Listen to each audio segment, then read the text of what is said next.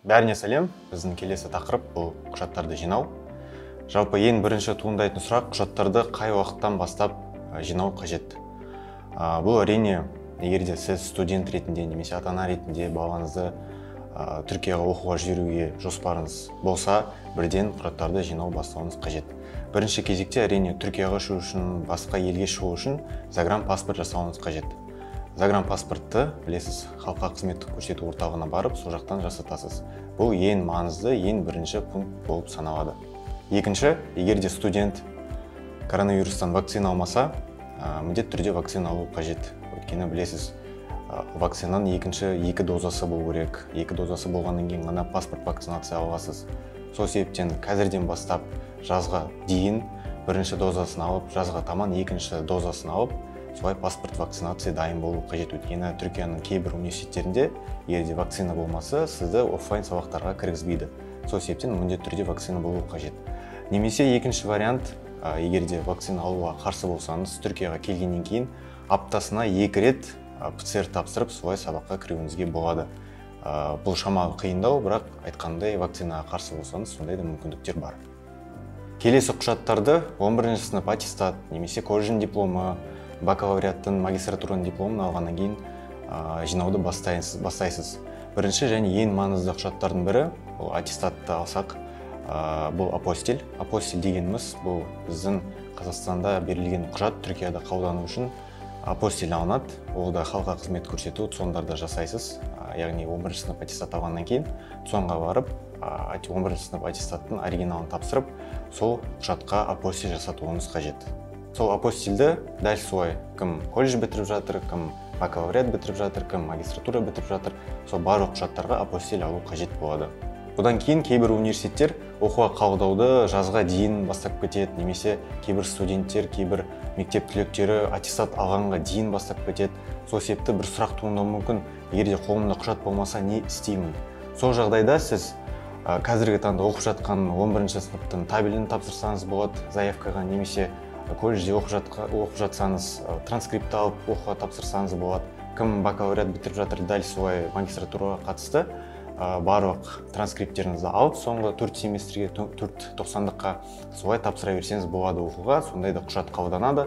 Сонымен қатар, егер де құжат алуға үлгермей жатсаңыз, университет қабылдауды бастап кетсе, сол табельмен, транскриптпен бірге осы жылы оқуды бітіретініңіз туралы справканы да алуыңыз қажет. Барлық құжаттардың үлгілерін, инструкцияларын біз қосымша осы видеоның астына сілтеме ретінде қалдырып кететін боламыз. Сол құжаттармен танысып, ары қарай құжаттарды жинау процесіне кіріссеңіз болады. 11-ші сынып аттестатын алғаннан кейін, оны апостильге тапсырғаннан кейін, міндетті түрде 9-ші сынып аттестатын алып, оны нотариуске барып, түрік тіліне аудартасыз. Барлық түрікше аудармаларды, нотариалды куәландыруды нотариуске барып жасатасыз. Әрбір сіздің қалаңыздағы нотариусте өз переводчиктары болады. Нотариуске тапсырып, керекті құжаттарыңызды түрік тіліне аудартып алсаңыз болады.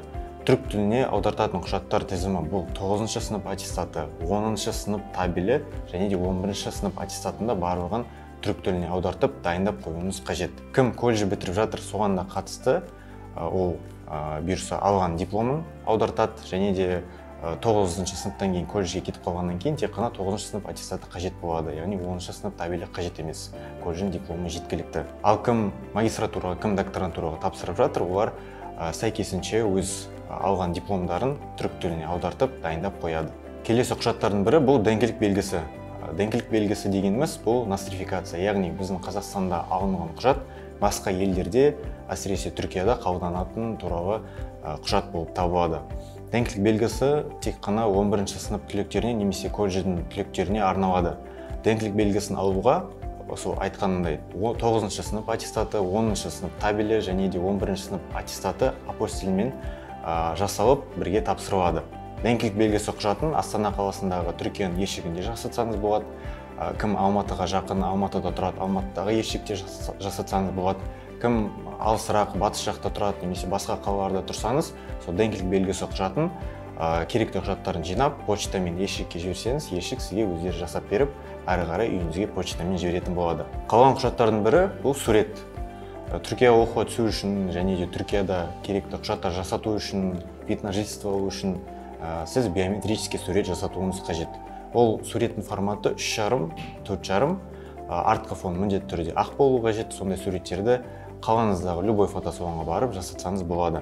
Сол құжат өте маңызды, өйткені суретіңіз болмаса сіздің құжаттарыңызды қабылдамайды. Ал енді 18-ге толмаған студенттерге арналған құжаттар тізіміне көшеміз. Бірінші бұл загранпаспорттың түрікшеге аудармасы. Дәл айтқанымдай жоғары құжаттар секілді загранпаспортты алып, нотариуске барып, сол нотариустен түрікшеге аудармасын алуыңыз қажет. Екінші құжат туу туралы куәлік. Туу туралы куәлік 18-ге толмаған студенттерге арналған құжаттардың бірі, ең маңызды құжат деп айтсақ та болады. Ол құжатты алғаннан кейін дәл солай нотариуске барып, түрікшеге аудартып, дайын болғаннан кейін біздің халыққа қызмет көрсету орталықтарына барып, туу туралы куәлікке апостиль жасатуыңыз қажет. Бұл да өте маңызды, өйткені апостиль болмаса, бұл құжаттарды Түркиядағы вид на жительство берушілер миграционный служба қабылдамайды. Келесі үшінші құжат бұл рұқсат, яғни екі ата-анаңыз, мамаңыз, папаңыз туу туралы куәлікте кім жазылып тұр, сол екі ата-ана нотариуске барып, рұқсат жазу қажет. Рұқсат сіздің Түркияға оқуға, шетелден шығуға, және де Түркияда вид на жительство алуға жасалатын құжаттардың бірі. Соның барлығын письменно түрде жасап, нотариустан жасатуыңыз қажет. Дәл солай рұқсат жазылғаннан кейін оны нотариустан түрікшеге аудартасыз да, дайын болғаннан кейін апостильге тапсыруыңыз қажет соңға.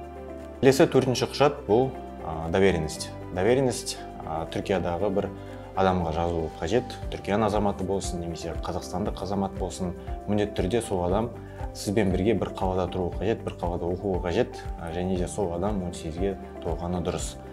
Сол құжат болмаса, мысалға сізге вид на жительство бермеуі мүмкін. Дәл солай доверенностьті міндетті түрде туу туралы куәлікте жазылған екі ата-ана жазып береді нотариуске барып. Дәл солай түрік тіліне аудартасыз. Түрік тіліне аудартқаннан кейін соңға барып апостиль жасатуыңыз қажет. Сонымен қатар, бұл барлық құжаттарды растау үшін өзіңізбен бірге ата-анаңыздың төлқұжаттарының копияларын алып кетуіңіз қажет. Бұл құжаттардың барлығы 18-ге толмаған студенттерге өте маңызды, өйткені бұл құжаттардың біреуі болмаса сізге вид на жительство бермейді. Ал Түркияда бұл құжаттарды жасау мүмкін емес, өйткені жасау үшін сіздің ата-анаңыз міндетті түрде Түркияда болу қажет.